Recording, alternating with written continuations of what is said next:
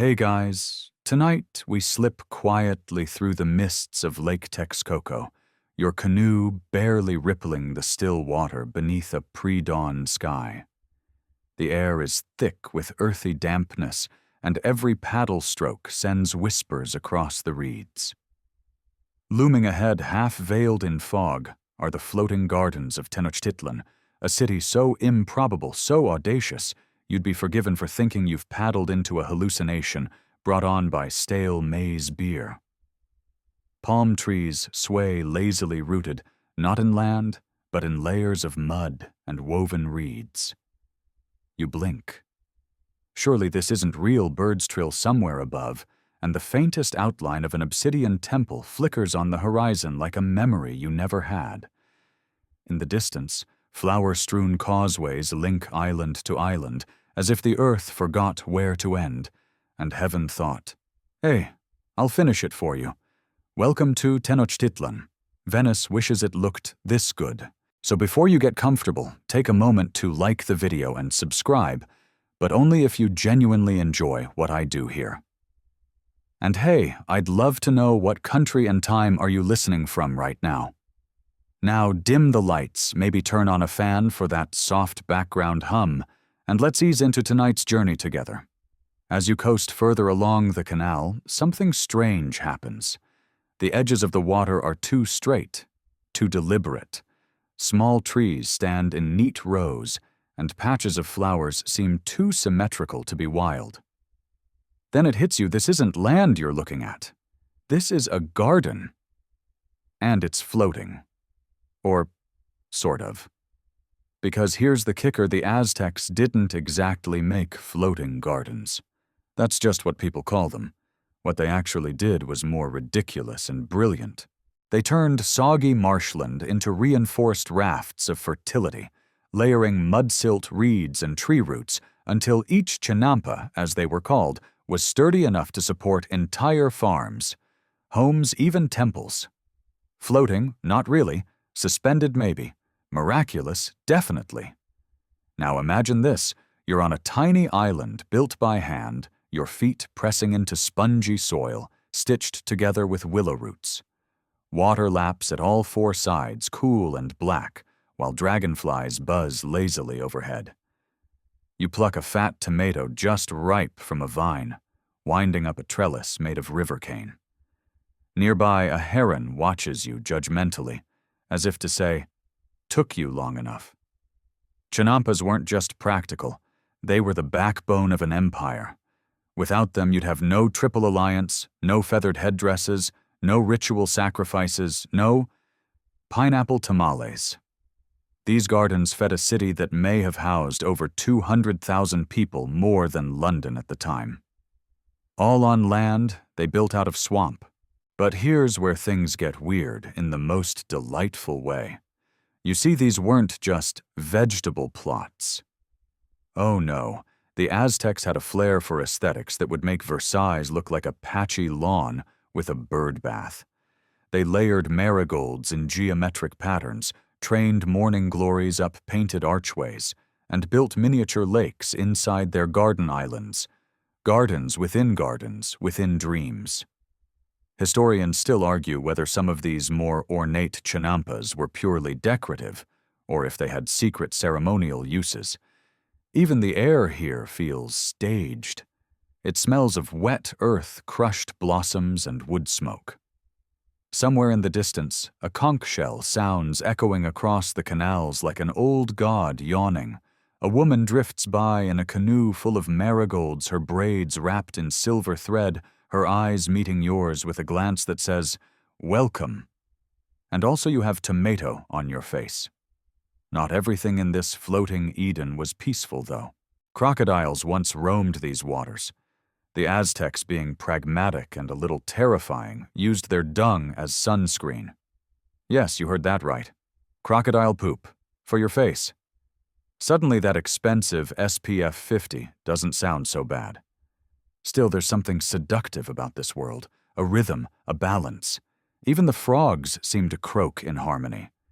You begin to understand how people fell in love with this place, how entire generations built their lives upon it, literally. They planted maize not just for food, but to mark the seasons. They raised ducks not just for meat, but for the joy of herding them like tiny flappy sheepdogs. And when someone died, they sometimes planted a tree in their honor, right on the chinampa, so their roots would mingle with those of their ancestors. You pass a small shrine tucked beneath a hibiscus arch. On it, offerings cocoa beans, jade beads, a few feathers, and a crusty tortilla that may or may not be ceremonial. Nearby, a child recites poetry to a squash vine. It's unclear if the squash appreciates it, but it certainly isn't leaving. This, then, is your welcome to Tenochtitlan, a city of water and willpower, where the land itself was invented from nothing but muck sweat and sheer stubbornness. And as the sun begins to rise behind the volcanoes, casting peach-gold rays across this half-dream, half-reality, you paddle forward, drawn deeper into a story that only gets more improbable from here. You drift past a line of chinampas so perfectly spaced, it's like nature itself decided to become a city planner. Each rectangular patch of green floats not quite like a raft, but more like a memory of land anchored in place with stakes, willows, and the sheer refusal of Aztec ingenuity to accept that swamps were unlivable. But here's where things get truly delightful. Despite what travel bloggers from the 1500s claimed, these gardens didn't actually float like lily pads. They were built atop the shallow lake bed, with alternating layers of lake muck reeds and compost. The edges were reinforced with woven barriers, then planted with willow trees, whose roots helped stitch the whole thing together. You might think it would take years to develop something like this, but nope. The Aztecs were already refining the system by the time the Spanish were still figuring out how not to fall off horses. You step gingerly onto one of these chinampas, your feet sinking slightly into the loamy, dark soil, and suddenly realize this is alive. Not just biologically, but conceptually. A living system, an extension of the lake, the sky, the sun, and someone's extremely sore back. It took insane effort to haul all that mud-build retaining walls from hand-cut stakes and fairy fertilizer across miles of marsh. Oh, and that fertilizer. It's not just compost. Aztec farmers collected human waste from public latrines. Yes, this is the part where you're allowed to cringe, and used it to supercharge their crops. City sanitation check. Closed-loop agriculture check. Smelly very, very check. Even more impressive, the layout of these gardens was so efficient that they could yield up to 7 harvests a year. That's right. While Europeans were still bragging about getting one decent crop between famines, the people of Tenochtitlan were practically running a Whole Foods out of a swamp. Historians still argue whether this intensive production was sustainable in the long term, but there's no question it was revolutionary for its time. Some even suggest it's the closest thing to ancient permaculture we've ever seen. Aztecs had a rhythm with their chinampas, cycling plants, rest periods aquaculture, and rituals that kept the land spiritually and practically balanced. And balance was everything. You'd rarely see just one crop growing. Beans twined up maize stalks, squash sprawled beneath. Medicinal herbs nestled among root vegetables. Each garden a symphony of purposeful chaos. From your vantage point on the canoe, you can't help but admire the geometric clarity of it all. Rows upon rows of vibrant greens and soft yellows punctuated by fiery marigolds and the occasional burst of crimson chili plants. At sunrise, it glows. Truly glows. Versailles may have had hedges trimmed like peacocks, but Versailles didn't float on water, and definitely didn't double as an ecosystem. You float past a man with sun-darkened skin and a turquoise headband balancing on a narrow mud path, planting seedlings with hands that know the soil better than most people know their own thoughts. He notices you, nods politely, then goes back to his task with the kind of reverence usually reserved for sacred rituals or assembling IKEA furniture. A child splashes in the canal, chasing dragonflies with a piece of woven reed. His mother calls from a distance, holding a basket of fresh tomatoes and a small clay idol. Everything here is in motion growth water time, but nothing feels rushed. Even the ducks seem to be enjoying their shift, bobbing around the chinampas like feathered gardeners. And oh, the ducks! They don't just swim around looking picturesque. They help control pests. Same with frogs, turtles, and even the occasional lazy iguana. Nature was not just coexisting with these gardens, it was recruited. You spot a cluster of chinampas reserved for flowers. These weren't just aesthetic, though that was certainly part of it. Aztec nobles and temple workers prized blooms for offerings, ceremonies, and cosmetics. Fragrant white lilies for purification rites, heliotrope and orchids for dye, calendula for its bright orange defiance. Floating closer, you notice something odd. Tiny footbridges connect some of the chinampas built from carved logs and arranged with almost architectural grace. You imagine market workers padding across them at dawn, delivering baskets of chilies and squash, calling out prices in Nahuatl, the language that flows like river water itself. And speaking of water, you feel a sudden appreciation for just how much of it the Aztecs had to manage. The Chinampa system relied on a delicate balance, too much flooding, and everything drowned, too little, and the crops withered. So they built dikes and sluice gates, managing the lake's movements with more precision than most modern-day plumbing systems. Some accounts suggest they even had engineers specifically tasked with maintaining this watery equilibrium. Which brings us to one of the more curious tidbits. Some chinampas may have been used for training young priests and nobles in land stewardship. Kind of like a gardening boot camp, minus the yelling and push-ups. It was believed that tending to a chinampa taught discipline, respect for nature, and importantly, how not to tip your canoe while balancing 3 squawking ducks and a sack of nightshade. You glide on your canoe, cutting quietly through a side canal, lined on both sides by walls of sunflowers taller than a man. The water is glassy, reflecting the sky in pieces. Somewhere a flute plays mournful and bright, and you wonder if it's the wind or a spirit or just someone really committed to ambiance.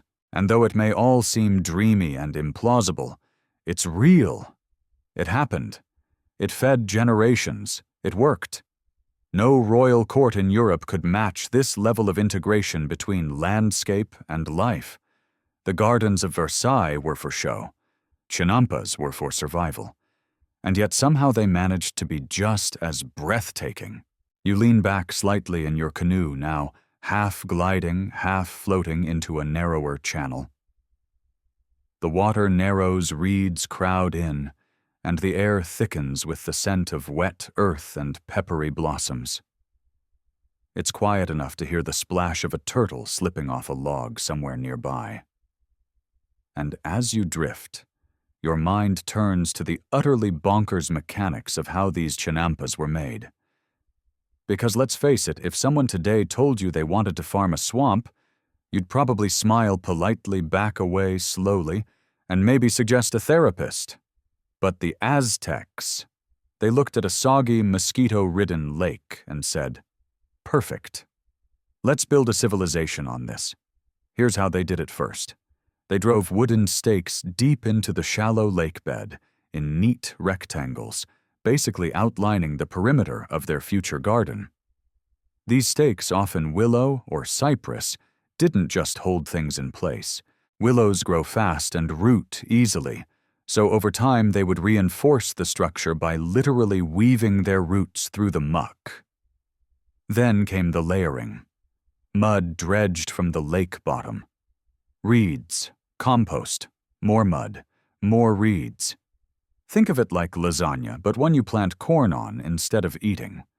And over months, sometimes years, the chinampa would rise from the water, a patch of fertile land where there had only been mist and algae. Still, you probably wouldn't want to nap on one just yet. They needed stability. And that's where the magic of living anchors came in. Those willow trees planted along the perimeter, they'd grow tall and strong, lashing the entire garden to the lakebed with a subterranean net of roots. No cement, no steel, just wood water and the will to bloom. And when the lake's waters rose or fell with the seasons, the canals around the chinampas buffered the impact. Water seeped in, but never enough to flood. Dry spells came, but the soil kept constantly moist from below, never withered. These gardens were in effect semi-aquatic batteries of agriculture, drawing energy and nutrients from the lake, with the kind of elegant design that makes modern hydroponics look a bit clunky. Historians still argue whether chinampas evolved slowly from earlier Mesoamerican wetland farming, or if the Aztecs perfected it almost overnight. Either way, what's certain is that by the time Tenochtitlan reached its height, the system was nothing short of an ecological marvel. And yet, like any system, it had its weird bits. Take the dead fish layer, for example. That wasn't a metaphor. Farmers would sometimes add a dense layer of rotting fish guts under the topsoil as a fertilizer boost. Yes, it was disgusting. But the result, tomatoes the size of your fist, peppers that could make a grown man cry, and corn so sweet it doubled as dessert. You float past one such garden now, and the scent of something pungent and oddly meaty hits your nostrils. Probably today's fish donation arriving. You wrinkle your nose, but even that smell can't dull the vibrant life around you. Obsidian-bladed tools flash in the sun as a woman kneels to harvest chilies. A man nearby uses a woven rake to gently comb through silt, checking for the right water depth. A child splashes water onto the roots of an avocado tree, planted in a clay pot balanced precariously at the edge of the chinampa. Life here is not just adapted, it's optimized. But even genius needs protection. You glance up and notice bundles of reeds tied to long poles dotting the edges of some chinampas. These weren't just decoration. They acted like scarecrows, scaring off birds, yes, but also casting strategic shadows to reduce evaporation. Some may have even served as early windbreaks or rain collectors. And then there were the canals themselves. These weren't haphazard ditches. They were part of a carefully engineered grid. Some wider to allow for market traffic, some narrow for irrigation. Others curved deliberately echoing patterns found in Aztec cosmology. A floating city built on symmetrical mystery. One slightly more fringe theory even suggests that chinampa layouts mirrored celestial arrangements, part practical, part divine GPS. Could you harvest your squash according to Venus's alignment? Maybe not. But did they try? Oh, they absolutely did. A flute tune drifts through the air, again this time closer. You spot an old man sitting cross-legged at the edge of his garden, playing softly, while a small dog snoozes beside him. His hair is white, his skin like dried mango, and his flute is carved from bone etched with glyphs. He's not performing. He's talking to the plants, and possibly to whatever gods still haunt these waters. Because let's not forget, these gardens weren't just agriculture. They were sacred. To plant was to pray. To harvest was to offer thanks. Every chili pulled from the vine was a quiet affirmation that the universe hadn't quite forgotten you. You float by a ceremonial chinampa, now easy to spot by the circle of colored stones set in its center and the small clay altar with incense still smoking. Someone's left obsidian flakes arranged in a spiral. Maybe a tribute, maybe a warning, maybe just art. It's impossible to tell. And that, of course, is the point. As you drift, the sun climbs higher, casting golden spears through the haze. The water sparkles. The gardens glow. Everything seems improbable and yet utterly inevitable. And you begin to wonder, why don't we do this anymore? Why did we ever stop? You're drifting now past a cluster of chinampas so lush, so over-the-top floral, you'd swear you've stumbled onto a botanical fever dream. The kind of place that makes royal gardens from across the ocean look like someone forgot to water the petunias. Versailles, please. That was a playground for powdered wigs and passive-aggressive hedge trimming. This is horticultural poetry. The Aztecs didn't just plant for food, they planted for splendor. They turned agriculture into performance art. One chinampa you pass is shaped like a sunburst with rows of marigolds radiating out in golden arcs from a center circle of vibrant magenta bougainvillea. Another has tall maize stalks, flanked by fiery orange trumpet vines crawling up willow lattices. Birds flit between them like paintbrushes adding final touches. And the color, it's relentless. Not in a garish way, but in the kind of confident, unfiltered way only nature can manage. Teal-blue lilies peek out from pools. Blood-red dahlias bloom beside pale sage. It's as if someone took the best ideas from every garden on earth and said, let's do them all, at once, on water. You coast alongside one particular chinampa that clearly belongs to someone extra, a noble, perhaps, or a priest with serious aesthetic ambition. There's a carved obsidian bench, an arched trellis dripping with passion flower, and just casually a miniature waterfall trickling from a clay vessel into a stone-lined pond filled with koi. Yes, koi, long before koi were trending on TikTok. And you think Versailles had symmetry. The Aztecs had soul. Historians still argue whether these ornamental chinampas were private retreats for elites or spiritual sanctuaries where specific plants were cultivated for ritual use. Some were likely both.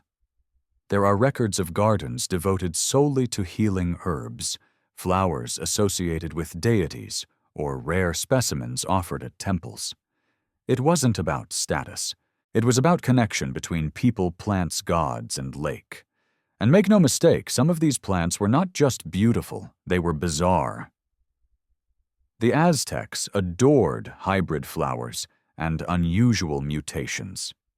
They even practiced early horticultural selection, encouraging variegated leaves, unusually long petals, and crossbred colors.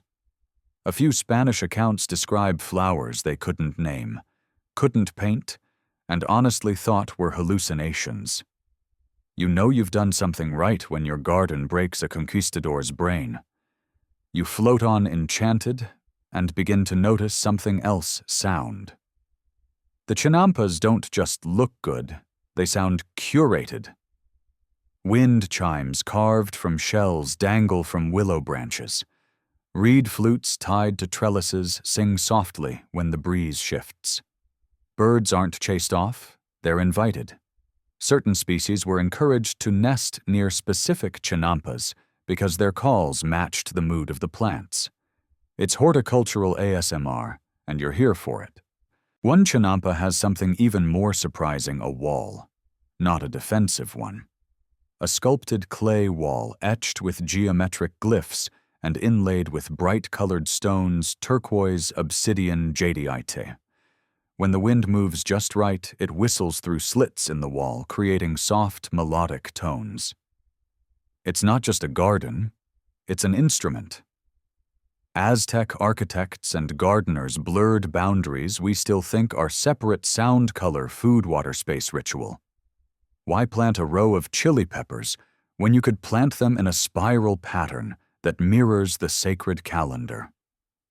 Why build a shed when you could have a hand-painted shrine with storage underneath?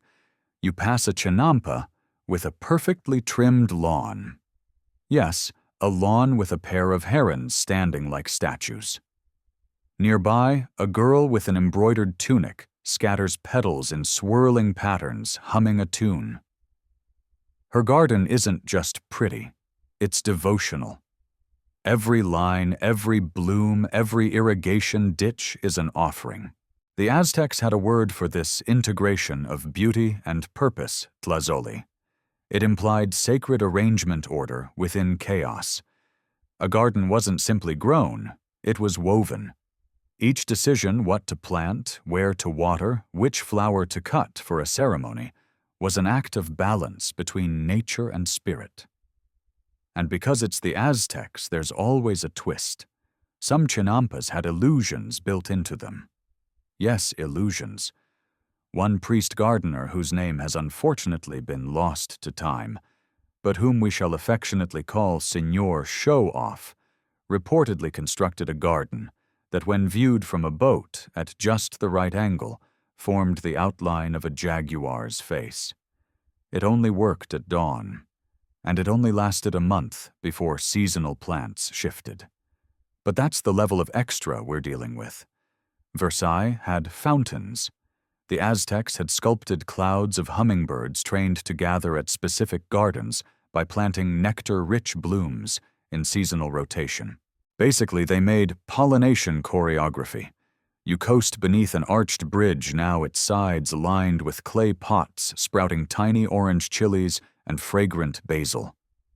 A dog barks in the distance. Someone's pounding maize in a mortar, and the rhythmic thump blends with the birdsong. Time doesn't feel like it's passing. It feels like it's blooming. Even the paths are lined with purpose. Crushed shells make a pale crunch underfoot. Reed mats serve as floating walkways between islands. The occasional decorative skull reminds you all of this is fleeting. Plant today. Dance today. Die tomorrow and feed a tree. You pause to take it all in. The water's still. The air is gold. The gardens are impossible.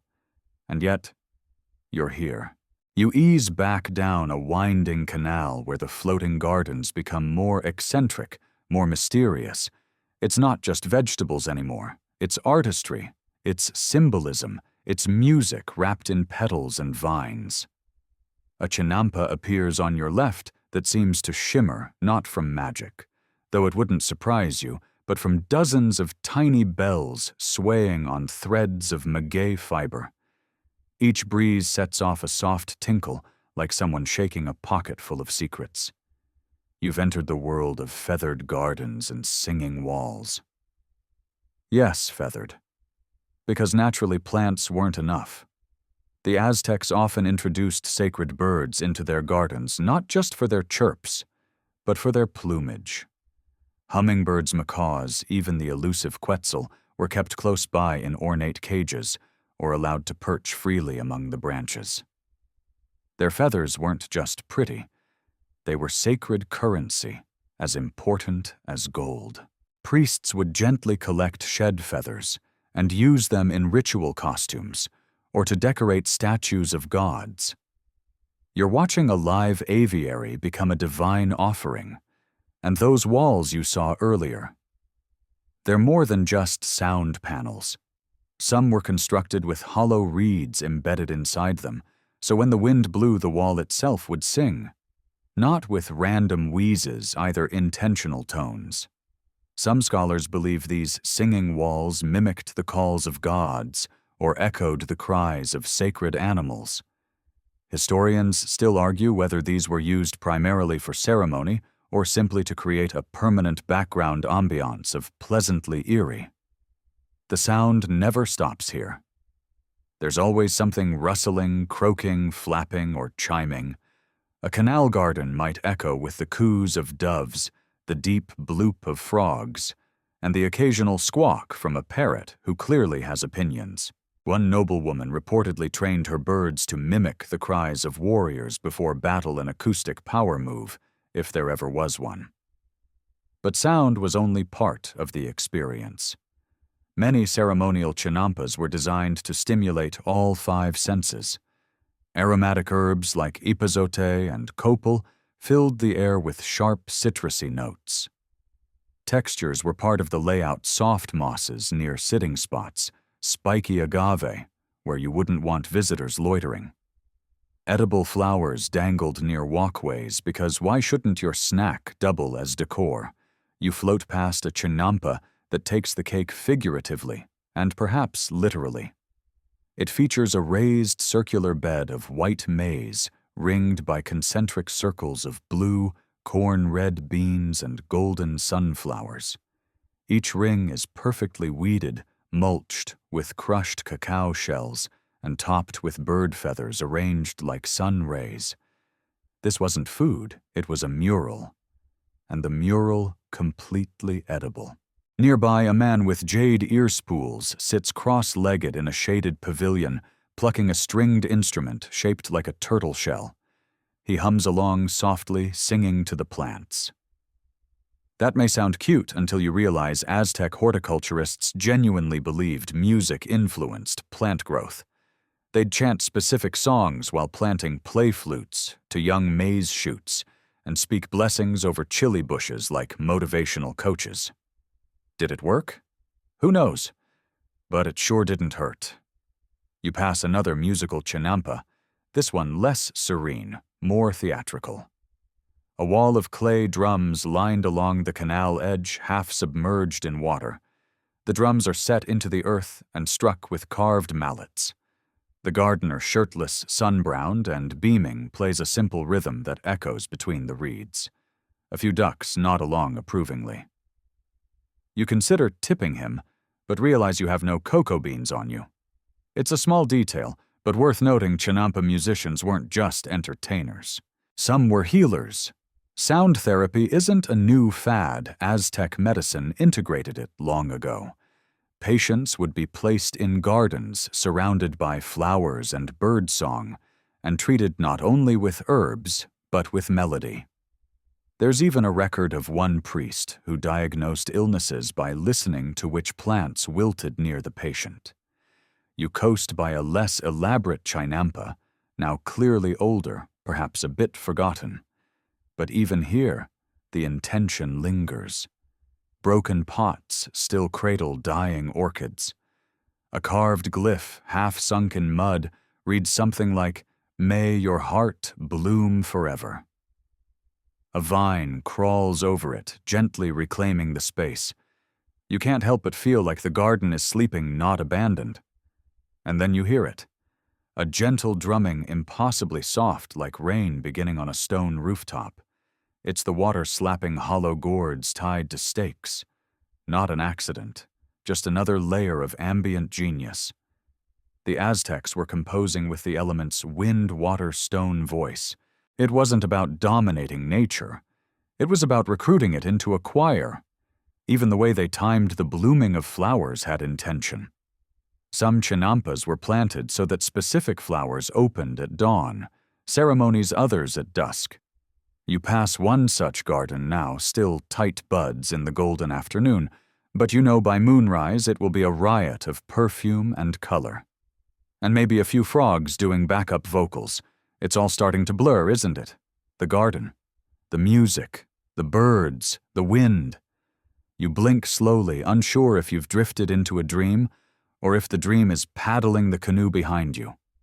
No matter, you're not leaving yet. You pull your fingers gently through the water beside your canoe, stirring the surface as you pass yet another marvel of Aztec design.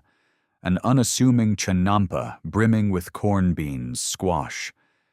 And something less expected, little bundles of feathers, bits of jade. And was that a tiny carved monkey idol, half buried in the mulch? Because welcome to one of the Aztecs' more endearing quirks. They didn't just farm with tools, they farmed with magic. At first glance, it looks like a regular crop rotation system. You spot rows of corn beans twining up their stalks and squash sprawling at their feet. It's a textbook example of companion planting three sisters, supporting one another, each drawing from the soil differently so nothing is wasted. But then you notice the calendula, and the marjoram, and that slightly alarming row of what you hope is ceremonial tobacco. It wasn't just about yield, it was about balance, harmony, and yes, sometimes a touch of cosmic insurance. You watch an elderly gardener moving slowly through her plot, not just planting, but speaking to each new seedling. "Grow well," she mutters. "Feel the rain." She stops, picks up a smooth river stone, rubs it 3 times, and tucks it beneath a mound of amaranth. You're not sure whether she's fertilizing or enchanting it, or both.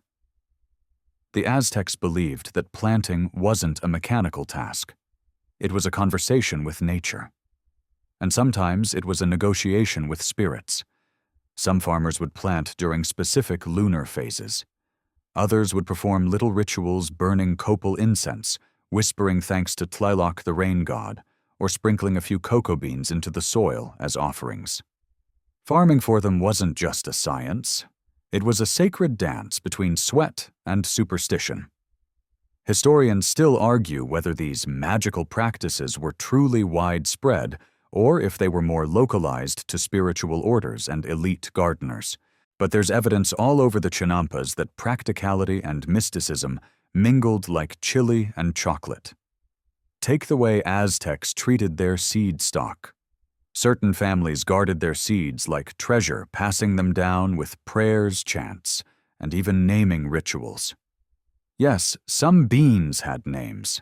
Imagine harvesting your crop and saying, "Thank you, Jose II. You were especially creamy this year." And speaking of beans, some chinampas were planted in color-coded arrangements, not for ease but for aesthetics and cosmological symmetry. Red beans near east-facing sides, white maize on western plots. The crops mirrored the cardinal directions, aligning human food with divine geometry. You pass another chinampa, now this one filled with herbs, Epazote Hoja Santa Chaya, and among them someone has set up small obsidian mirrors at ground level, angled to reflect the sun back onto the plants. Some say it helps with photosynthesis. Others believe it wards off harmful spirits. Either way, it looks deeply cool and vaguely dangerous. Then there's the animal magic. You spot a young boy trailing a gaggle of ducks through the shallows beside a chinampa. He's humming a tune something between a lullaby and a battle cry, and the ducks follow like feathered zombies. Turns out this is more than adorable. Ducks were natural pest control. And in some traditions, farmers would name and bless their ducks before releasing them into the canals to ensure a bountiful crop. You suspect the ducks were more interested in snails than prayers, but who are you to judge? Even frogs had a role. Some farmers believed the croak of a frog could signal soil fertility or warn of drought. A chorus meant prosperity. Silence meant, well, bad things. And don't even get started on axolotls. Those wide-eyed amphibians weren't just cute, they were sacred. And possibly, according to some rituals, reincarnated deities sent to observe your squash's behavior. You catch sight of a clay bowl nestled in the mud filled with honey and marigold petals. Probably an offering, possibly a snack, possibly both. There's a kind of delightful ambiguity here, where every tool might also be a relic, and every gardener might also be a priest. One chinampa you pass is downright theatrical. Someone has arranged stones in a spiral, and in the center sits a single cacao plant, tall, dignified, and flanked by little dolls made of corn husks. You half expect it to speak. Around the spiral, chili plants form a kind of natural barrier. It's beautiful, it's bizarre, and it absolutely radiates main character energy. There were even stories, probably exaggerated, but will allow it, of chinampas where plants were arranged to spell sacred glyphs when seen from above. Gardeners writing love letters to the gods in living calligraphy. Versailles had symmetry. This had spellwork. And of course you can't ignore the role of the calendar. Many gardeners planted in accordance with the Tonal Pohwali, the sacred 260-day calendar used for divination.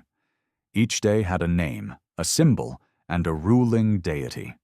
So yes, someone out there refused to plant tomatoes unless it was under the sign of Rabbit, ruled by Mayahuel, the goddess of Mege. Planting in the wrong cycle, disaster. Or at least embarrassingly bland salsa. And through all this, there's a rhythm. Ritual blends with reason. Magic folds into mulch. You're watching people treat nature not as something to dominate, but as something to seduce. It makes you wonder what we've lost. not just in technique, but in attitude. Because here farming wasn't just what you did to stay alive, it was how you told the universe you were still paying attention. You're drifting now into a cluster of chinampas that hum with life in an entirely different way. There's movement constant and subtle ripples, rustles, splashes, and soft plops as the hidden workforce of the floating gardens makes itself known. This, dear listener, is where we meet the real heroes of the Aztec food chain, the fish, the frogs, and yes, the pea buckets. Don't look at me like that. The canals were not just for gliding canoes and echoing flute music. They were engineered ecosystems deliberately stocked with creatures that contributed to the health of the gardens. Think of it as a living compost system that also occasionally quacked. Let's start with the fish. The Aztecs introduced tilapia and other native fish into the canals not for show, but for utility. These little swimmers helped control mosquito larvae ate algae before it could clog the water channels, and when the time was right, provided a delicious snack. It was aquaculture, before aquaculture was cool. Some chinampa farmers even built fish pens right into the edges of their plots, feeding their fish leftovers and using the nutrient-rich water to irrigate nearby crops. And if that sounds suspiciously modern, that's because it is. You're looking at the ancient equivalent of an aquaponics system, complete with natural filtration and seasonal rotations. Historians still argue whether it was intentionally designed or a happy accident, but the result was the same healthy canals, happy plants, fewer mosquitoes, and slightly fatter frogs. Ah, yes. The frogs. They were everywhere. Fat green ones, speckled brown ones, even the kind that looked like they were designed by someone who had never actually seen a frog before. And far from being pests, they were celebrated. Frogs helped eat harmful insects, and their croaking was seen as a sign of good fortune. After all, Tlaloc the rain god was said to love the sound of frogs. Their song was his ringtone, so to speak. You pass a chinampa, where a boy crouches by the water's edge, gently herding a small school of frogs into a gourd trap. Not to eat, to relocate. He's muttering something under his breath, maybe a blessing, maybe an apology. It's oddly touching. You're not sure if the frogs feel appreciated, but they certainly look smug. And then there's the pea. You were warned. Aztecs were pragmatic people, and nothing was wasted. Public latrines in Tenochtitlan had collectors not for cleanliness alone, but because human waste was a key ingredient in chinampa fertilization. Households would contribute urine and other materials, which were stored, treated, sort of, and then distributed to farmers in clay jars. You pass one now. A man in a broad straw hat balances a pair of jugs on his shoulders, whistling as he walks down a narrow path lined with chili plants. You hope they're empty. They're probably not. Still, before you judge too harshly, remember this, it worked. Chinampas were among the most fertile agricultural systems in the world. With the help of organic waste waterborne nutrients and fish-frog synergy, they produced extraordinary yields. The average plot could generate multiple harvests per year. Some estimates suggest up to 7, far outstripping the muddy ox-plowed fields of contemporary Europe. And the genius didn't stop with excrement. You pass a plot where the farmer has created a sort of compost raft, a flat platform made of reeds and straw floating near the chinampa.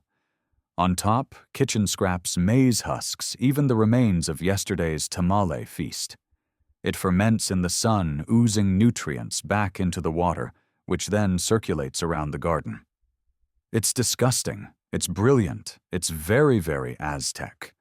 Some chinampas even included duck houses, small floating pens that allowed ducks to paddle around during the day and be safely contained at night. They ate pests, fertilized the water, and provided eggs.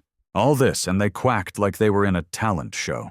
You see one such house now with a mother duck escorting her fluffy brigade of ducklings past a stand of sunflowers. You make eye contact with her. She is royalty. And let's not forget the axolotls. These curious, smiley amphibians' perpetual larvae that never undergo full metamorphosis were common in Lake Xochimilco and its canals. The Aztecs adored them not just as a delicacy, sorry buddy, but as symbols of regeneration and resilience. Some priests claimed the axolotl could guide lost souls through the underworld.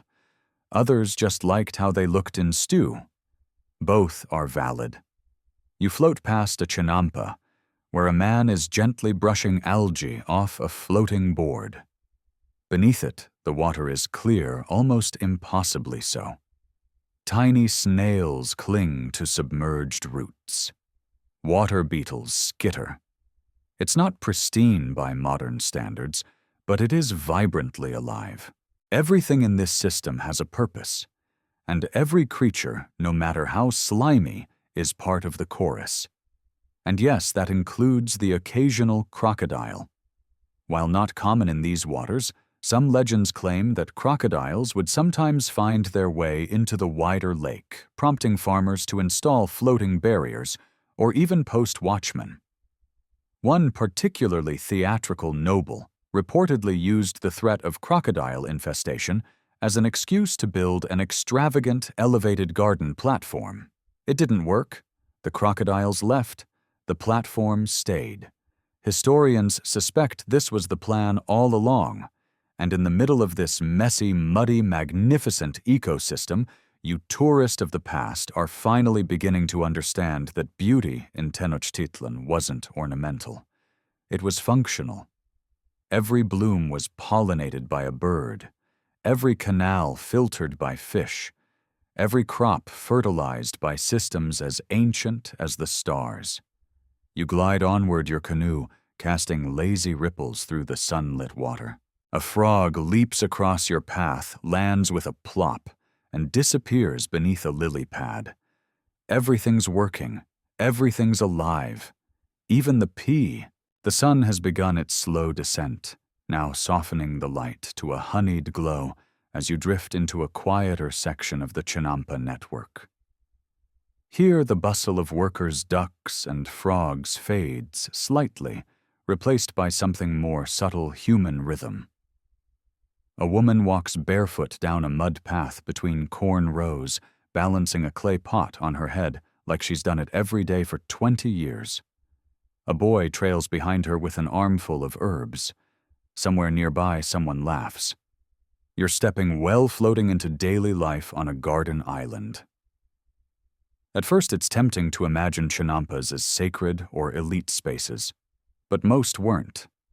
Most were the beating heart of everyday Aztec existence. A place where people worked, cooked, rested, gossiped, got married, raised kids, argued about the price of squash, and occasionally sacrificed a chicken to make sure the rains came. You pass a modest reed-roofed hut built right onto a chinampa. It's one of many. Some families lived directly on their garden plots. Others commuted by canoe from larger island neighborhoods. This hut has smoke curling from its chimney and red chilies strung to dry along the walls. A dog snoozes in the doorway, and from inside you catch the unmistakable smell of beans simmering with epazote. It's not Versailles, but it's perfect. The daily routine began early. Long before sunrise, you'd hear the creak of paddles and the hush of reeds parting as farmers headed out. Their canoes were long and narrow, loaded with tools, baskets, and occasionally small children still half asleep and wrapped in blankets. By dawn, the Chinampas would be alive with motion, planting, harvesting, bundling produce, patching canals, chasing ducks again, and occasionally stopping to admire a flower that bloomed exactly on schedule. Tools were simple but sharp. Obsidian blades, reed rakes, clay pots for irrigation, and woven baskets that could carry everything from maize to eels. One particularly creative farmer once lashed a reed scoop to a long pole so he could harvest floating algae without ever getting his feet wet. Lazy, efficient, both. Children played between the rows, their games equal parts amusement and training. They learned to plant by mimicking their parents, to harvest by helping gather flowers for temple offerings. They built little floating rafts of mud and sticks, pretending to have their own gardens. It wasn't pretend for long. By adolescence, many kids had their own plots to tend, and the pride that came with it. You pass a group of women now gathered around a basket of squash blossoms. One is sorting them for market, another is separating petals for a stew. A third is twirling one in her fingers, while recounting some deliciously exaggerated neighborhood gossip. You can't hear every word, but you do catch. And then she tripped over a chinampa root and fell face first into the tamale pot, followed by shrieking laughter. Social life didn't pause for gardening. The chinampas were social spaces. You could hear neighbors paddling by sharing news from the mainland or singing as they worked. In the evenings, families sometimes hosted meals right there on the garden plot, laying mats between the rows, lighting small clay lanterns, and sharing roasted corn cakes under the stars. Markets were nearby and constant. Tenochtitlan's legendary Tlatelolco market was massive, but smaller floating markets dotted the canal system too. Picture it, a traffic jam of canoes, each loaded with chilies, beans, flowers, fish, textiles, and the occasional bemused iguana. Sellers would tie up alongside each other, calling prices, swapping gossip sometimes, even bartering directly from canoe to canoe without ever docking. Historians still argue whether the floating markets were formal extensions of city commerce or more informal community trade zones, but either way, they were essential. You pass a floating market now. A young man is negotiating the price of smoked fish with an elderly woman who clearly has no intention of giving him a discount. Their boats bump gently. The sun catches on the silver thread in her braid. You paddle past with the grace of someone trying not to get pulled into family drama. Smart move. Even love stories began here. Courting rituals often took place on chinampas. A young man might offer a girl a freshly picked flower bonus points if it wasn't trampled or wilting. A more elaborate gesture might involve crafting a miniature reed boat, placing a bundle of tamales and flowers inside, and floating it down the canal to her family's plot. If she returned, the boat success. If she returned it with chili powder inside, rejected. Brutally. With spice. One particular story tells of a couple who built 2 chinampas side by side, growing different plants and connecting them with a small bridge. Their families would visit by canoe, passing food back and forth and pretending not to notice the increasingly frequent moonlit poetry readings between the maize rows. Not everything was idyllic. Mosquitoes were a constant torment, and gardening in waist-deep muck is no one's dream job. During certain seasons, the lake water could become unpredictable, rising suddenly, flooding plots, or drying out faster than expected. Repairs were frequent, and the work was relentless. Still, the payoff was extraordinary food security community and the kind of spiritual nourishment that comes from living inside a blooming calendar. You pause by a chinampa, where a woman sits carving a wooden flute. Nearby, a child sings to a squash plant.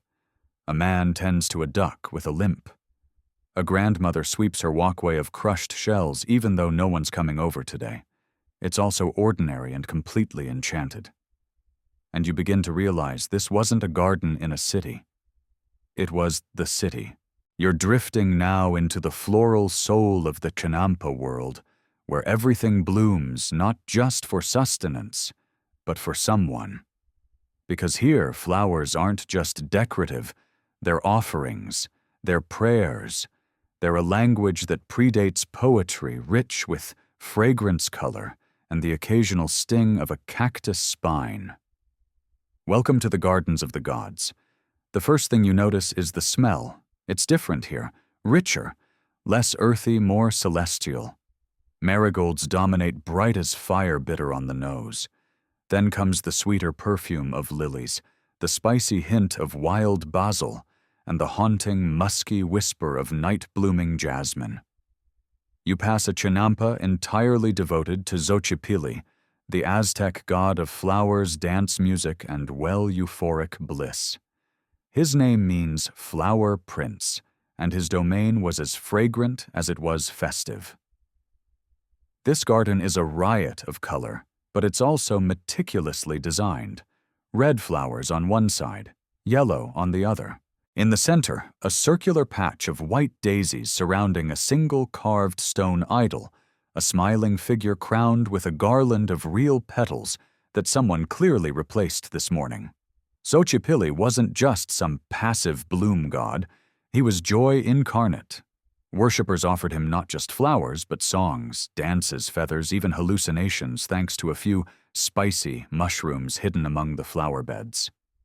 One ritual involved laying down on a petal-strewn mat and reciting love poems until you either achieved spiritual ecstasy or ran out of metaphors. Historians still argue whether Xochipilli's garden chinampas were used mainly by priests or if common folks could access them. But there's no question that floral devotion was central to daily life. In fact, entire neighborhoods specialized in growing specific ceremonial flowers. Some were dyed, dried, braided, or ground into powders for incense and body paint. Others were so sacred that picking them without permission could land you in serious trouble, like sacrifice on the next eclipse kind of trouble. As you float deeper into this fragrant zone, you notice more shrines, each with its own flavor. One chinampa is arranged as a mandala of hibiscus orchids and cactus blooms, its layout mirroring a celestial calendar. Another has only white flowers, each one planted in memory of someone lost. A few petals have blown into the canal, drifting gently on the water, like little sailboats of grief and grace. Offerings are everywhere. Clay bowls with cocoa beans, feathers arranged in spirals, tiny figurines of maize gods tucked under flower roots. One tree even has strips of bark etched with prayers fluttering like laundry on a sacred line. You pass a woman bent over a flower bed, speaking softly as she plants fresh marigolds around a stump carved with glyphs. You don't catch her words, but the tone is unmistakably tender. This is no chore. This is communion. Of course, not all floral offerings were peaceful. Some were soaked in blood. You pause. Yes, that's right. For the Aztecs, sacrifice wasn't always about tearing out hearts. Sometimes it was symbolic. A drop of blood on a flower, a thorn prick offered with a whispered apology. But other times, yeah, it got intense. In certain rituals, warriors would present garlands to the gods, then participate in dances so strenuous they collapsed into trances, believing that through beauty and exhaustion, they could open a path to the divine. Even the Flori Canto tradition, flower and song, emerged from this worldview. It was the highest form of artistic expression, combining poetry, music, and floral imagery to connect to the sacred. A well-crafted poem about a hummingbird and a marigold wasn't just art. It was theology. If you managed to make someone cry at your open mic offering, that was basically a religious event. You pass a reed bench shaded by hanging vines where a man sits playing a clay flute. A girl dances barefoot in front of him, scattering petals as she moves. The rhythm is slow. The song is simple. The petals float. You wonder if this is just family fun, or if the gods are watching. And speaking of gods, you round a bend and spot a chinampa entirely given over to them. Statues, altars, carved poles with wind-rattling gourds strung between them. Every flower bed here corresponds to a deity. Blue lilies for Tlaloc, red poppies for Huitzilopochtli. a surprisingly dainty patch of baby's breath used in funerary rites for Mictlantecutli, the god of the underworld.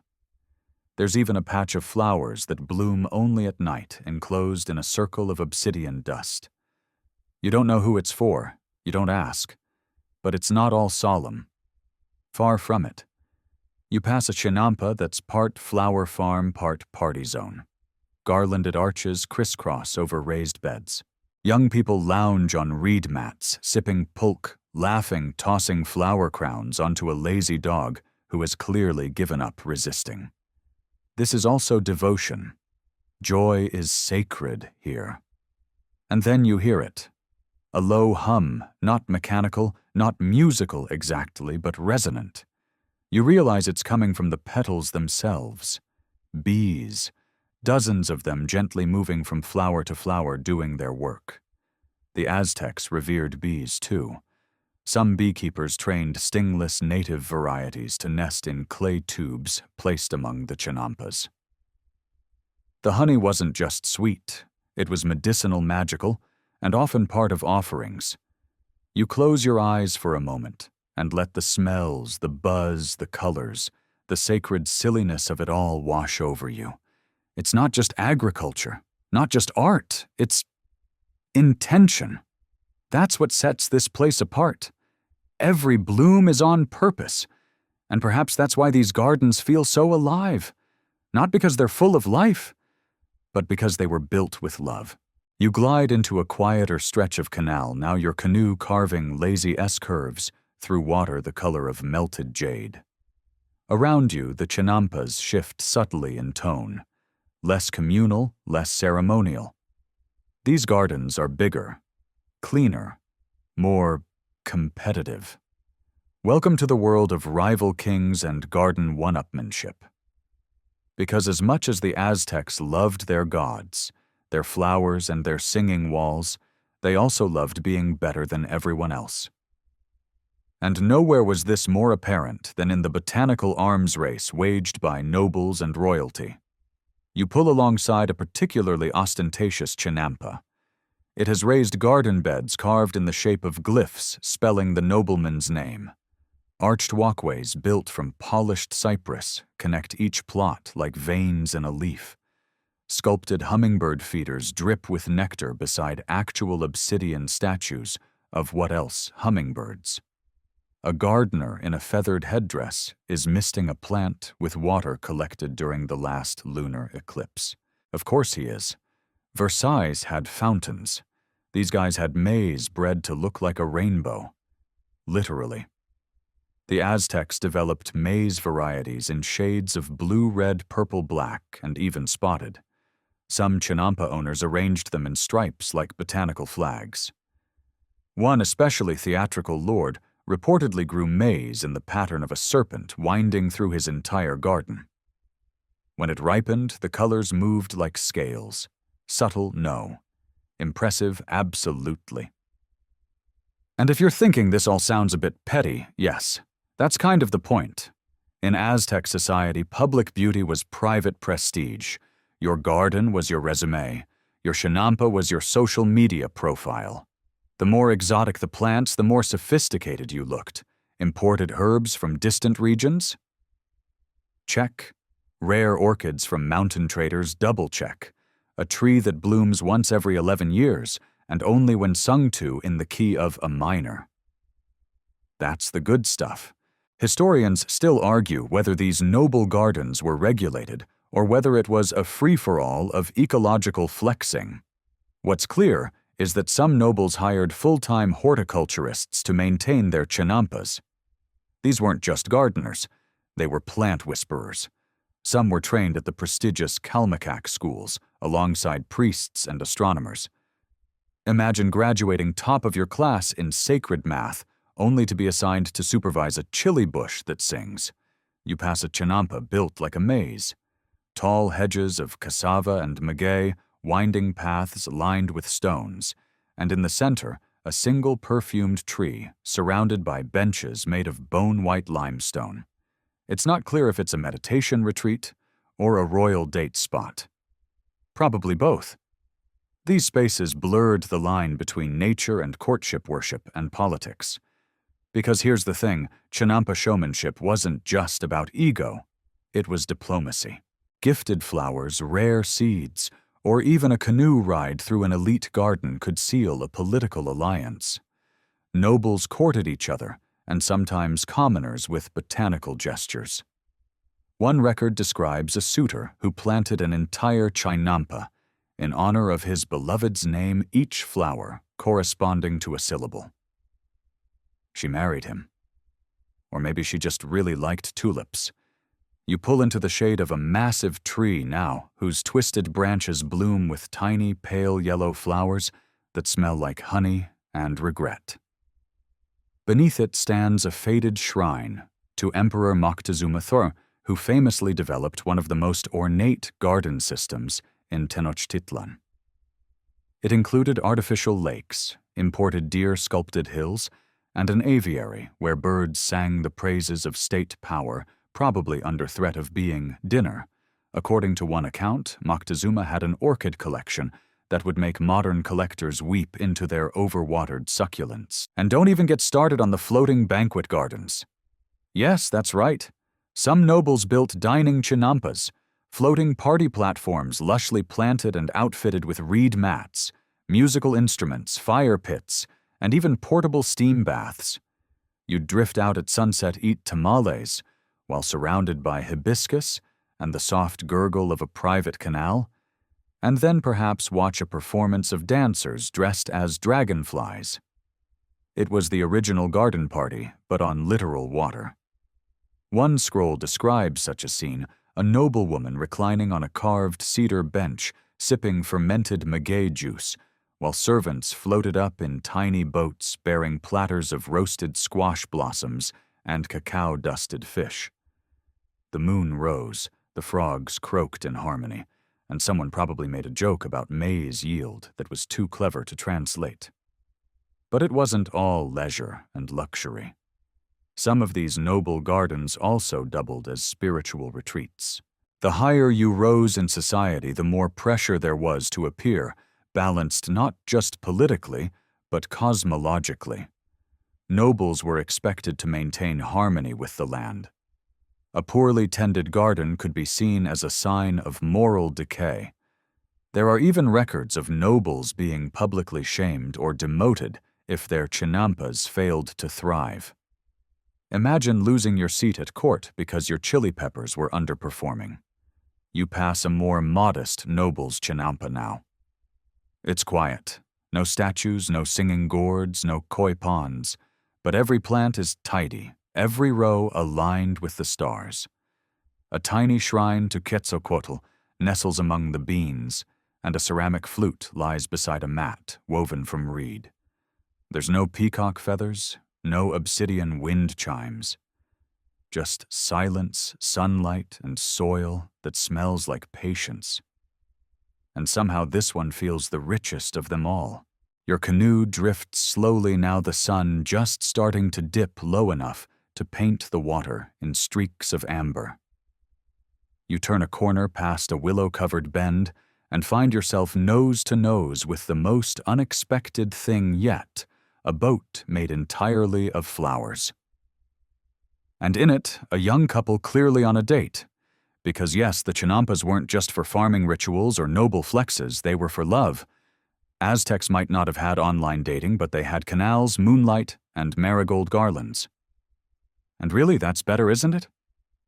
You paddle quietly past, trying not to disturb the mood. The couple sits on woven mats, surrounded by petals, half whispering, half giggling. The girl fingers a necklace made from chili seeds, probably a gift. The boy nervously adjusts the angle of a flower pot filled with miniature orchids. You spot a reed tray between them with tamales and tiny clay cups of pulque, the traditional fermented drink made from maguey. It's awkward, it's adorable, it's timeless. Courtship in Chinampa culture was a big deal. Many young people first got to know one another on these floating plots. Some villages hosted evening markets on the water specifically to allow mingling between families. Think of it like speed dating, but on canoes with baked squash samples and strategically placed musicians.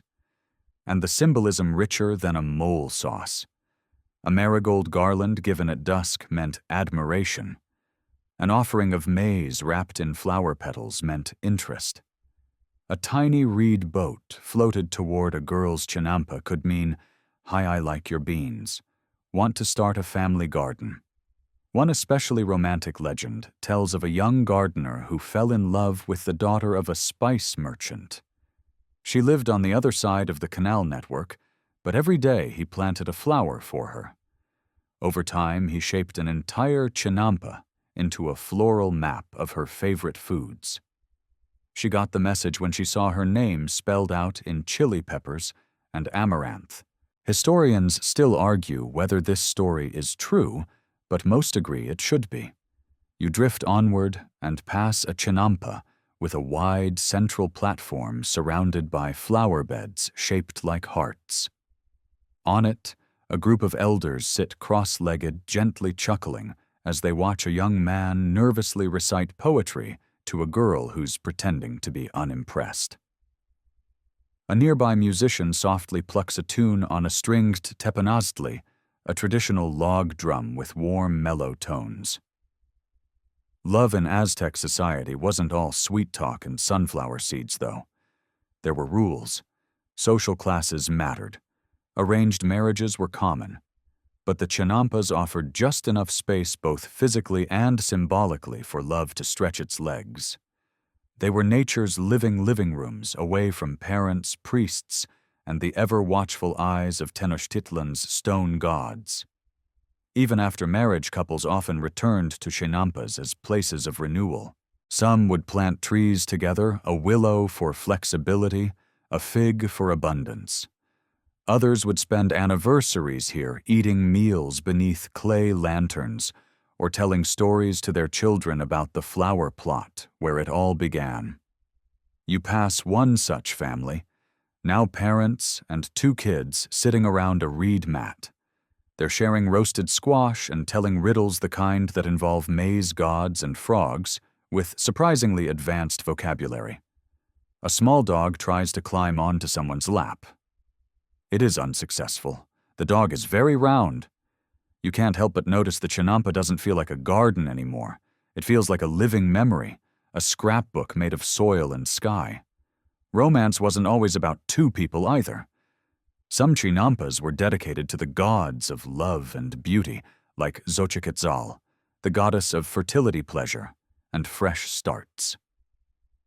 Offerings left at her shrines often included flower crowns, shells, cocoa beans, and oddly enough carved wooden ducks. Some believe she had a fondness for ducks. Others think ducks were just conveniently shaped for symbolism. Either way, they show up in a lot of love rituals. One such shrine appears on your left, now modest but beautiful.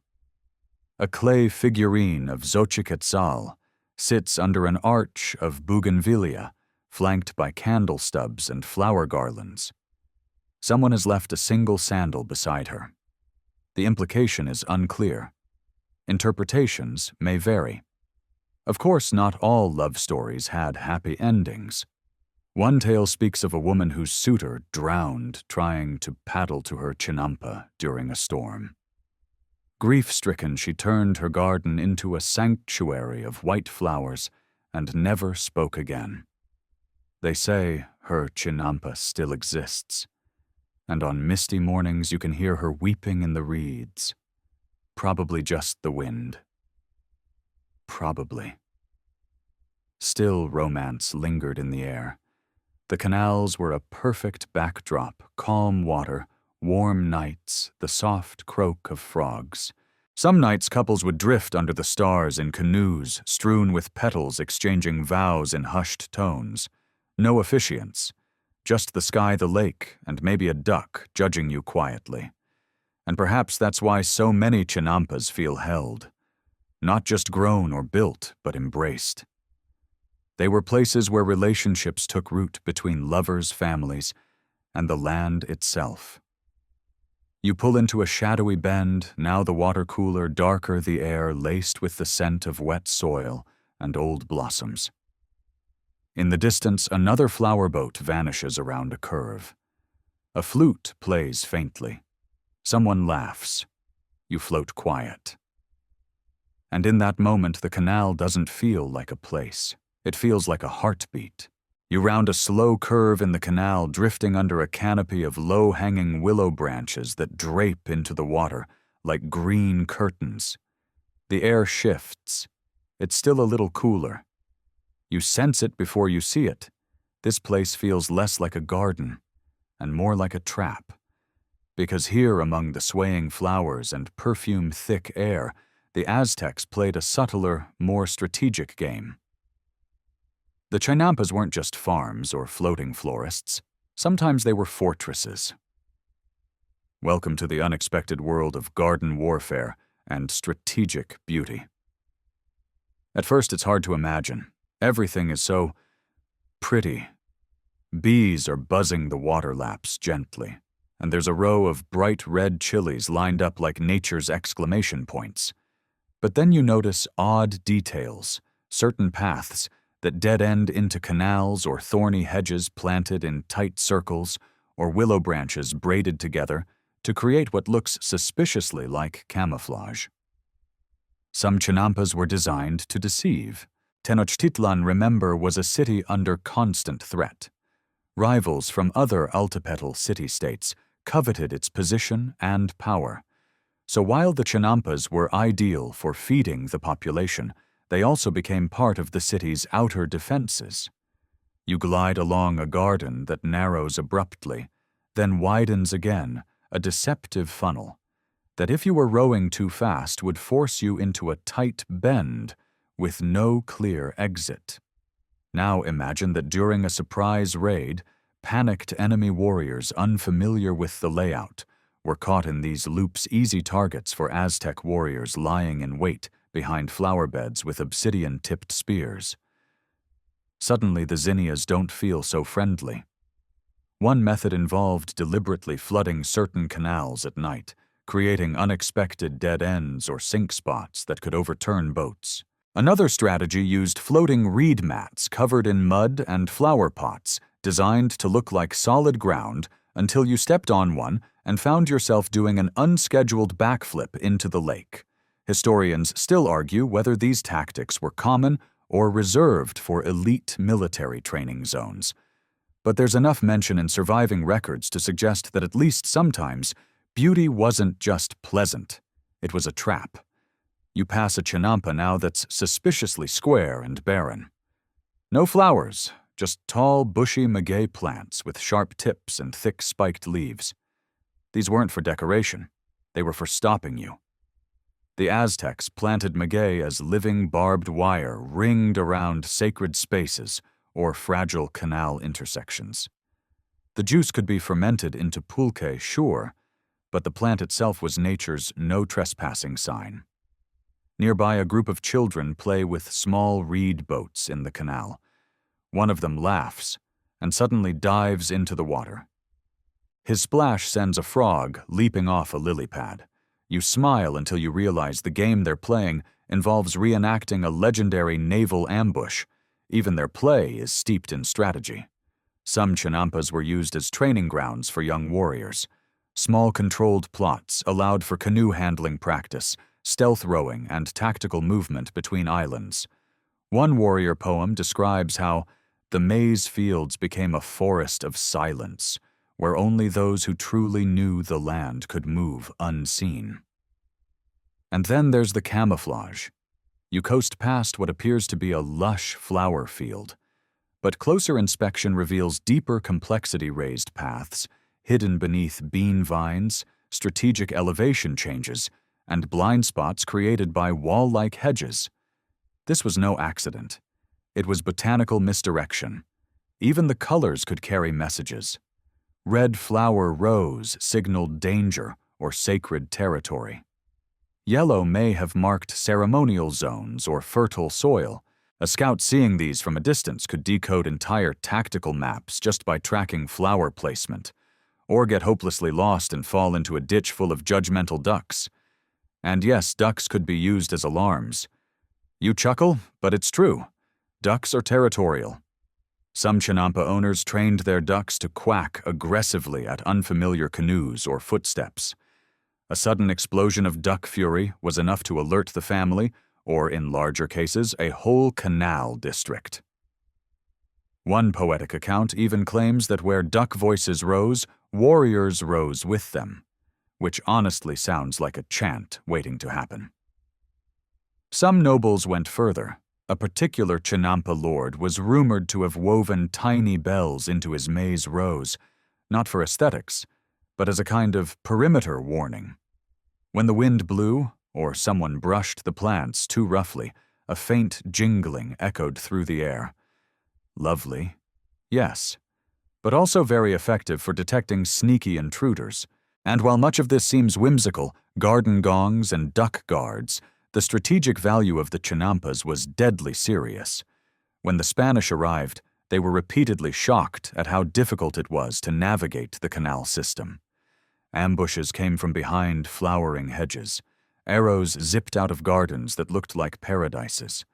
Canoes vanished behind vines and reappeared miles away. One conquistador reportedly described the Chinampas as endless and said they rose from the water like ghosts. Not exactly military language, but then again they weren't expecting warfare wrapped in water lilies. You paddle past a memorial Chinampa, now it's earth planted entirely with white flowers. No crops, no birds, just quiet. A faded wooden plaque reads something in Nahuatl too weathered to decipher, but you understand the energy here. Something was lost, or someone. The garden remembers. Not all weapons clang. Some bloom. The canal widens now. The breeze picks up just slightly enough to ripple the surface with light and set the willow branches whispering. But there's something in the air, an unease you can't quite name. It's not the smell of flowers anymore, but something older, grittier. The sounds of frogs and flutes are fading, and in their place the creak of foreign wood, the bark of unfamiliar orders, and the sizzle of burning thatch. Because now you float into a moment where it all changes. This is the part where the Spanish saw and then sank it. When Hernán Cortés and his conquistadors first laid eyes on Tenochtitlan in 1519, they were stunned. The sprawling city, the gleaming causeways, the towers rising from the lake, it was, by all accounts, one of the most magnificent urban centers in the world. But it wasn't just the temples or markets that caught their attention. No, it was the gardens. They wrote about the floating gardens with a kind of confused reverence, calling them hanging gardens and comparing them inevitably to Babylon. They couldn't understand how crops grew on water. They thought the Chinampas floated freely like rafts. One of them even suggested that the Aztecs must have been guided by demons to invent such a thing. Charming. You drift now past the ghost of one such garden, or what remains of it. A few low mounds rise from the water tangled with reeds and debris. The willows are blackened. The air tastes of ash. Because while the Spanish marveled, they also destroyed. It didn't happen all at once. At first they tried to preserve some of the system. Chinampas were productive after all, and Cortés knew food meant power. But once Tenochtitlan fell, the priorities shifted. What good were floating gardens when what you really needed was churches? So they drained. They filled. They cut canals into roads, turned causeways into wagon paths, and replaced maize fields with sheep pens. Historians still argue whether the destruction was deliberate or simply a byproduct of European urban planning, but either way, the result was the same. The delicate network of Chinampas began to vanish, slowly, painfully, like a garden wilting under a foreign sun. You pass what might once have been a ceremonial Chinampa. Now it's a brick wall and a trash heap. A child tosses a soda can into the water. The ripples reach the edge of a broken reed mat. A dragonfly hovers confused. And it wasn't just the physical destruction. The knowledge, too, was erased. Aztec gardeners were displaced, forbidden to maintain sacred plots. The oral traditions that had passed planting songs and soil secrets from mother to daughter, father to son, were interrupted. The Kalmakak schools were shuttered. The flower priests were gone. Still, the Spanish couldn't quite replicate the magic. European-style agriculture failed in the swampy soil. Cattle floundered, wheat sulked, and the Chinampas, now ignored or mismanaged, began to rot. Some were intentionally destroyed to create wider paths for conquest. Others were simply left to sink beneath the water. One chronicler laments that the gardens were too beautiful to survive under God's will, which is a poetic way of saying we had no idea what we were doing, and now it's gone. You glide under a low stone bridge now definitely post-Aztec. Its mortar is cracked, and moss clings to the seams like regret. The water beneath is shallow, choked with weeds. A rusted shopping cart rests on its side in the muck. You try not to look at it, but it looks at you. And yet, not everything was lost. Some Chinampas survived not by design, but by resilience. Farmers adapted. The tradition lingered in pockets. In Xochimilco, south of modern Mexico City, a few of the ancient plots were quietly tended, reseeded, and reclaimed. Not sacred anymore, not strategic, but still alive. You pass one now, a real one. It's small, modest. The rows are slightly crooked, the corn is young. But someone has been here. There's a broken-handled rake, a clay jug half filled with water, and a straw hat resting on a post like a sleeping sentry.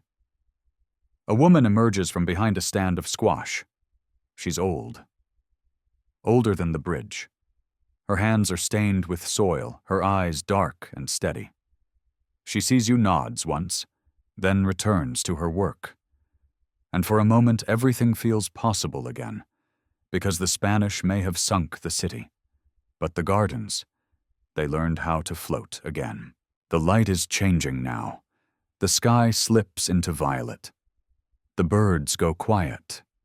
You drift through a channel where the water is still enough to mirror the sky, and for a moment it's hard to tell where the Chinampas end and the stars begin. This is where the survivors live, not just the people but the gardens themselves. What's left of the Chinampa system today exists primarily in one place, Xochimilco, a southern borough of Mexico City. It's often called the Venice of the Americas, though that's like calling a jaguar sort of a house cat. You paddle into this part of the world not as a conqueror, not as a farmer, not even as a poet, just as someone listening for something that's almost gone. But not quite. The Chinampas that remain are quieter now. Some are still used for farming, bright with lettuce, spinach, cilantro, and amaranth. Others have gone wild, the willow roots pulling at broken edges, frogs reclaiming their ancestral croak space. You pass a garden overrun with mint and wild marigold, and it smells like memory. There's a strange beauty in this partial survival. Many of the remaining Chinampas are tended by Chinamperos, descendants of those ancient gardeners, still coaxing life from these floating veins. Some use old methods, hand-hauled, mud-layered, compost-planted willows. Others mix it up using hydroponics, solar pumps, even AI-driven irrigation to restore what was nearly lost. You float by a man in his 40s, standing ankle-deep in loam, whistling softly as he inspects rows of lettuce. Nearby, a teenager films him with a smartphone, capturing the process for an eco-agriculture channel. The past and present don't collide, they flow together. And sometimes the past surfaces in stranger ways. Locals whisper of haunted Chinampas Islands, where flowers bloom in winter or where no crops ever take. One such place is called La Isla de las Muñecas, the Island of the Dolls. You pass it now. Dozens of old, decaying dolls hang from the trees, their eyes cloudy, their dresses torn by wind and time. Legend says a girl drowned here, and the dolls are offerings to her spirit. Tourists think it's spooky. The gardeners know better. It's just one more way to ask the land for peace. Historians still argue whether Xochimilco's surviving chinampas can be counted as authentic Aztec remnants or modern reconstructions. The truth is they're both. The lines between ancient and modern blur here, like canal reflections at dusk. This is heritage that breathes. You pass a chinampa used for education. A small group of school children is sitting cross-legged on a reed mat, while an elder holds up a model of a chinampa cross-section layer by layer, explaining the mud, the roots, the magic. One child sneezes. Another raises a hand and asks whether the Aztecs had ducks. The answer is naturally, yes, too many. Some plots now grow only flowers, not for sacrifice but for markets and weddings. Florists come here for marigolds that somehow still grow bigger and bolder than those from elsewhere.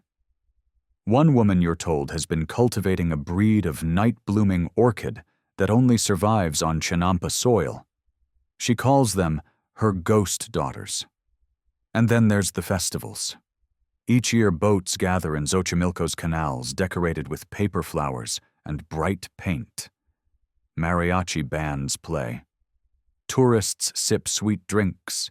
Children throw flower petals into the water. It's noisy, joyous, and about as far from the original Aztec serenity as you can get. But somewhere beneath the celebration, the spirit of the chinampas hums quietly. Somewhere a frog croaks. And then there are the activists, the new guardians of the chinampas. You pass one now, a group of volunteers in neon life vests hauling trash from the water, piling it into a canoe already half full of soda bottles and abandoned flip-flops. One man holds up a plastic bag and sighs. Another finds a turtle caught in old fishing line and gently frees it. This isn't ceremony. It's maintenance, reverence in work clothes. They don't just clean. They plant, rebuild, restore. They're bringing back pollinator flowers, reviving aquatic plant species, reintroducing native ducks, and teaching others how to do the same. Because the chinampas aren't just history, they're an answer to urban sprawl, to food scarcity, to climate anxiety. In a world choking on concrete, these quiet floating gardens still offer the same thing they did 500 years ago, sustainability with soul. You pass one last chinampa low and unmarked half wild. No shrine, no lanterns, just rows of maize, a tangle of chili vines, and a tree heavy with avocados. A dog watches you from the bank. It doesn't bark. And in that moment you understand. The chinampas were never meant to last forever as they were. They were meant to be remembered. And perhaps rebuilt. The sky has darkened to indigo. Now the air warm and still like the last deep breath before sleep. You float slowly, almost motionless, between chinampas so quiet they feel abandoned. But they're not. They're resting. And maybe in a way, so are you. This final stretch isn't about work or rituals or rivalries. It's about remembering, and it begins with a whisper. What would it feel like to drift through that blooming water world once again? Close your eyes. You're back in Tenochtitlan. The year doesn't matter. The city hums gently around you, not with the roar of traffic or the click of screens, but with frog song and the creak of canoe wood. You reach down, run your hand through the water. It's cool, silty, alive. Somewhere nearby, someone is laughing. You don't know the language, but you know the sound. It's relief, belonging. You drift past a chinampa lined with sunflowers. They lean in toward you like curious old friends. Beneath them, rows of squash curl around obsidian stepping stones shaped like jaguar paws.